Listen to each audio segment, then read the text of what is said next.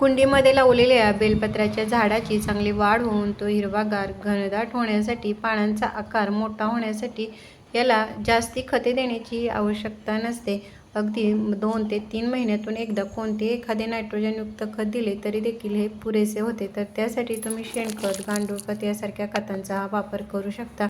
शेणखतामध्ये हे नायट्रोजनचे प्रमाण हे भरपूर असते आणि बेलपत्राच्या झाडाच्या वाढीसाठी हे नायट्रोजनयुक्त खताचीच आवश्यकता असते.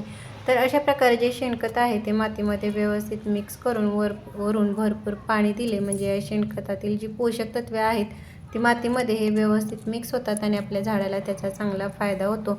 बेलपत्राच्या या झाडाला जास्ती खते देण्याची आवश्यकता नसली तर या झाडावरती काही कामे करावी लागतात. त्यामध्ये करायचे काम म्हणजे या झाडाची छाटणी करावी.